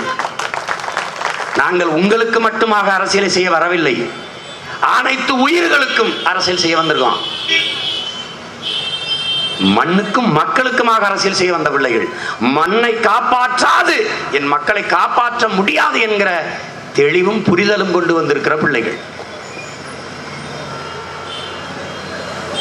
காட்டு வளம், கனிம வளம், நீர்வளம், நிலவளம், கடல் வளம், மலை வளம், அனைத்து வளங்களையும் காத்து எல்லா உயிர்களையும் பாதுகாத்து பாதுகாப்பான சுற்றுச்சூழலை மனித உயிர்கள் வாழ்வதற்கான ஒரு பூமியாக இதை மாற்றினால் என் மண் உங்களை வாழ வைக்கும், நாங்கள் தேவையில்லை. அதான் அதை சிந்திக்க இங்க எந்த தலைவனும் இல்லை, எந்த தலைவனும் இல்லை. இவன் உனக்கு 57,000 வீடு கட்டி தர்றாங்கிறான். வீடை கட்டிட்டு வீட்டுக்குள்ள இருந்து என்ன பண்ணுவ? வீட்டுக்குள்ள இருந்து என்ன பண்ணுவ? ஆத்து மணல அல்லாதேங்கிறான். அப்படின்னா வீடு எப்படி கட்டுவேங்கிற? கேரளாவில் அல்லல, எப்படி வீடு கட்டுறான்? ஆந்திராவில் அல்லல, எப்படி வீடு கட்டுறான்? எப்படி வீடு கட்டுறான்? ஆத்து மணல அள்ளி ஆறை எல்லாம் கொண்டுட்டா நீரு கொஞ்சம் வரைக்கும் என்ன பண்ணுவ? சரி, வீடை கட்டிட்ட, அங்கிருந்து குடிக்க தண்ணிக்கு பசிக்கு சோத்துக்கு என்ன பண்ணுவ? இதை சிந்திப்பவன் தான் ஒன்றை நான் என் தம்பி தங்கைகளுக்கு அருமை பெற்றோர்களுக்கு சொல்லுவேன். இந்த மண்ணை யாரு ஆளணும்னு, இந்த பூமியை என் தாய் என்று நேசிக்கிறவன், இந்த இயற்கையை என் அன்னை என்று அன்பு கொண்டு நேசிக்கிறவன், ஈயை எறும்பை ஆட்டை மாட்டை நாயை நரியை பூனையை புறாவை கழுகை சிட்டுக்குருவியை மானை மைனாவை கொக்கை குருவிகளை வவ்வால்களை எல்லா உயிரினங்களையும் நேசிப்பவன் எவனோ, மரத்தை செடியை கொடியை நேசிப்பவன் எவனோ அவன்தான் இந்த மண்ணை ஆளணும். அப்படி ஆளும் போதுதான் இந்த மண்ணும் வாழும், இதில் வாழுகிற மானுட சமூகமும் வாழும். இது எல்லாத்தையும் வித்து தின்னுட்டு மனிதர்களை மட்டும் வாழ வைப்பது சாத்தியம் இல்லை. புத்தன் சொல்லுகிறான், என் அன்பு தம்பி தங்கைகளே, பூவுக்குள் வண்டு வந்து எப்படி உட்கார்ந்து அந்த பூவை சேதமில்லாமல் தேனை எடுத்து உண்டு விட்டு போகிறதோ, அப்படி இயற்கைக்கு நீங்கள் எந்த பாதிப்பும் இல்லாமல் அதை பயன்படுத்திக் கொள்ளணும்ங்கிறான் புத்தன். அண்ணல் காந்தியடிகள் சொல்லுகிறார், இந்த இயற்கை அன்னை, இந்த பூமி தாய் எல்லா உயிர்களுக்கும் தேவையானதை தந்து விடுகிறாள். ஆனால் மனிதர்களின் பேராசைக்கு அவளால் தர முடியவில்லை. அதுதான் பேராபத்தை நோக்கி போய்கொண்டிருக்கிறது என்று அண்ணல் காந்தியடிகள் சொல்லுகிறார். அதனால என்ன நடக்குது? தாயின் கையை வெட்டுகிறான், காலை வெட்டுகிறான். எது? மரங்கள் வெட்டி சாய்க்கிறான். தாயின் மாரை அறுக்கிறான். எதற்காக? தண்ணீரை உறிஞ்சி விற்பதற்கு, ஹைட்ரோ கார்பனை எடுப்பதற்கு, மீத்தேனை எடுப்பதற்கு, எல்லாவற்றுக்குமாக. தாயின் மாரில் பால் குடிக்கலாம், அது இயற்கை. ஆனால் மாரை அறுத்து ரத்தம் குடிப்பது எவ்வளவு பெரிய கொடுமையோ, அப்படிப்பட்ட கொடுமையை இந்த மானுட சமூகம் பூமி தாயின் மாரை அறுத்து கொண்டிருக்கிறது. தண்ணீரை உறிஞ்சி உறிஞ்சி போத்தல்களில் அடைச்சு வித்து கொண்டிருக்கிறது. உங்களுக்கு வாய் இருக்கிறது, தாகம் என்று கேட்டு குடிக்க சிட்டுக்குருவியும் கொக்கும் காகமும் மானும் யானையும் புலியும் சிங்கமும் கரடியும் எப்படி போய் தண்ணி என்று கேட்டு தாகம் என்று சொல்லி தண்ணீர் குடித்து வாழும் என்பதை அறிவார்ந்த தமிழ் சமூகத்தின் மக்கள், உயிர்நேயவாதிகளாக இருக்கிற என் அன்பு சொந்தங்கள் சிந்திச்சு பார்க்கணும். இதான் ரொம்ப முக்கியம். முடிச்சிட்டான். அதுக்கப்புறம் என்ன பண்றான்? தாயின் தலையை அறுக்கிறான். தலை எது? மலை. அந்த மலை மார்பில் இருந்துதான் நமக்கு அருவி ஓடி வருது. அந்த அருவியில் இருந்துதான் ஆறு உருவாகுது. ஆறில் இருந்துதான் நீர் வருது. நீரில் இருந்துதான் சோறு வருது. சோறில் இருந்துதான் உயிர் வருது. உயிரில் இருந்துதான் வாழ்வு வருது. வாழ்வில் இருந்துதான் ஊர் வருது. ஊரில் இருந்துதான் நாடு வருது. நாடில் இருந்துதான் உலகு வருது. நீரின்றி அமையாது உலகு, எனின் யார் யாருக்கும் வானின்றி அமையாது ஒழுக்கு. இதை புரிஞ்சுக்கணும். இந்த மலையை, தாயின் மலையை, இயற்கை தாயின் பூமி தாயின் மலையை போய் கொடைகிறான் கல்குவாரி. எல்லாம் காசு, பணம், துட்டு, மணி. அந்த மணி எங்க வருது? ஓட்டுக்கு 4000 இங்க வருது. இதை ஒழிக்கணும், இதை ஒழிக்கணும். அறிவார்ந்த தமிழ் சமூகத்தின் மக்கள், குறிப்பாக என் தம்பி தங்கைகள் இதை புரிந்து கொண்டு வரணும். இதை ரொம்ப புரிஞ்சுக்கணும். இது இல்லாம நீங்க இந்த இவர்கள் சொல்வது போல மிக்சி கொடுக்குறேன், கிரைண்டர் கொடுக்குறேன். இப்ப நான் சொல்ல முடியுமில்ல, நான் வந்தா வீட்டுக்கு ஒரு கார் கொடுக்குறேன். வந்துட்டா நீங்க என்னை பாக்குற மாதிரி இருந்தா தானே, பார்த்தா தானே என்னப்பா கார் தரேன்னா அப்படின்னு கேட்க முடியும். சொல்லுங்க. நீங்க தெரு தெருவா வீட்டுல வந்து நின்று கும்பிடுறவனு கோட்டு போட மாட்டிய. ஹெலிகாப்டர் அப்படியே பறந்து வந்து 20 ஏக்கர் நிலத்தை தார் ரோடு ஆக்கி அப்படி தாரா போட்டு நிறுத்தி விளைநிலத்தை நாசமாக்கி ஆர்கே நகர்ல வெள்ளத்துல செத்து கொண்டு இருந்தான் மக்கள். நாங்க மக்களோடு நின்று கத்தி கொண்டு அழுது கொண்டு சோறு போட்டு கொண்டு இருந்தோம். அப்ப வாகனத்துல வந்து உட்கார்ந்துட்டு என் அருமை சொந்தங்களே, என் அருமை உடன் பிறந்தவர்களே, என் பாசத்திற்குரிய பிள்ளைகளே, உங்களுடைய துயரத்தில், உங்களுடைய இந்த துன்பத்தில் நானும் பங்கேற்கிறேன் என்று ஒரு வார்த்தை சொல்லல.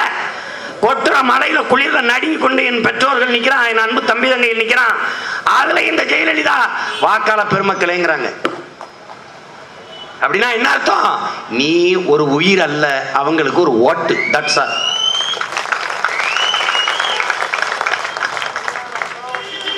இதை நல்லா கவனமா வச்சுக்கணும். இன்னைக்கு ஸ்டாலின் இதுல நடப்பாரு, கூப்பிட்டு கூப்பிட்டு பேசுவாரு, எல்லா போராட்டத்துக்கும் போவாரு. ஆமா நானும் போராடுறேன், நானும் போராடுறேன்னு. எல்லா பிரச்சனையும் தந்ததே இவங்க தான் நமக்கு. இங்க பார், நுட்பமா கவனிச்சுக்க. அணுவுல கருணாநிதி ஜெயலலிதாவுக்கு தெரியாம வரல. நீட்டுன ஆய்வு கருணாநிதி ஜெயலலிதாவுக்கு தெரியாம வரல.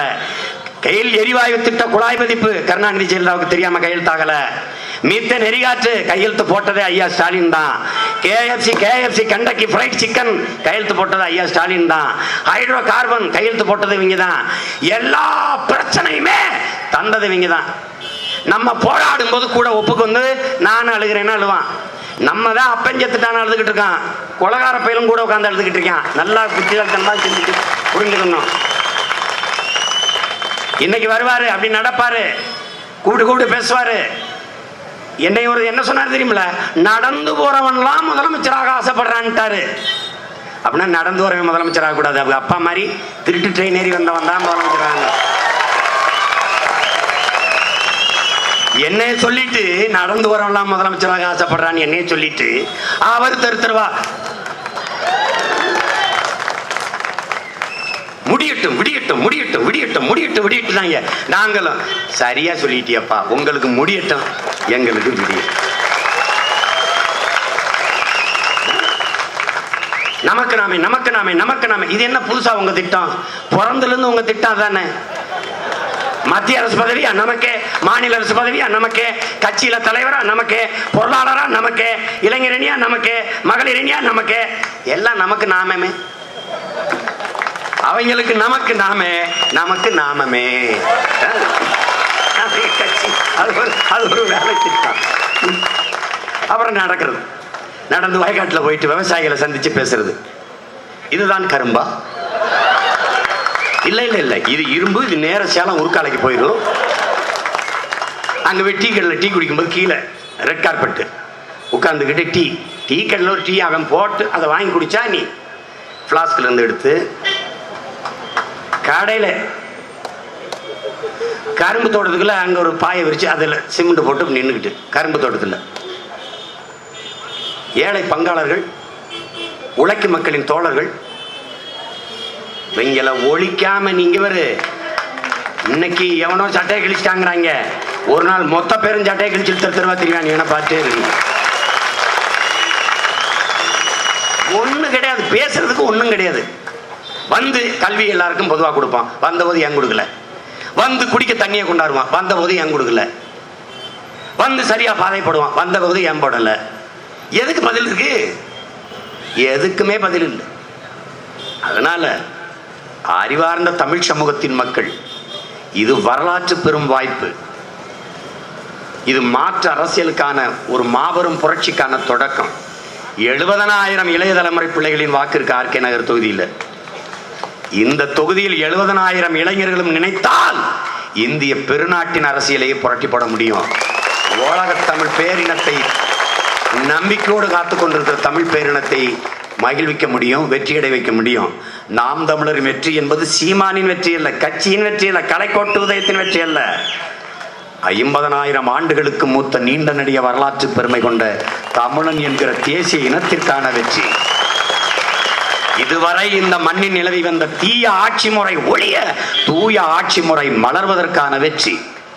கேடுகட்ட பணநாயகத்தை ஒழித்து தூய ஜனநாயகத்தை மலர வைப்பதற்கான வெற்றி. அப்படிப்பட்ட வெற்றியை இரட்டை மெழுகுவர்த்தி சின்னத்தில் வாக்கு செலுத்தி நம்முடைய அன்பிற்கினிய அண்ணன் மதிப்பிற்குரிய பெருந்தமிழர் கலைக்கோட்டு உதயம் அவர்களை நீங்கள் வெற்றி பெற செய்ய வேண்டும். இது உங்கள் வெற்றி, இந்த மண்ணில் பிறந்த ஒவ்வொரு மகனுக்கான வெற்றி, அவன் தன்மானத்திற்கும் இனமானத்திற்குமான வெற்றி. நீங்கள் செலுத்துகிற ஒவ்வொரு வாக்கும் இந்த மண் காக்கும், இனம் காக்கும், மொழி காக்கும், மக்களின் நலன் காக்கும், எதிர்கால பிள்ளைகளின் நல்வாழ்வை காக்கும் என்பதை கவனத்தில் வைத்துக்கொண்டு வருகிற 12ஆம் தேதி இரட்டை மெழுகுவர்த்தியில் வாக்கு செலுத்துங்கள். தமிழ் மக்களுக்கு வாழ்வழியுங்கள். நன்றி, வணக்கம். நாம் தமிழர்.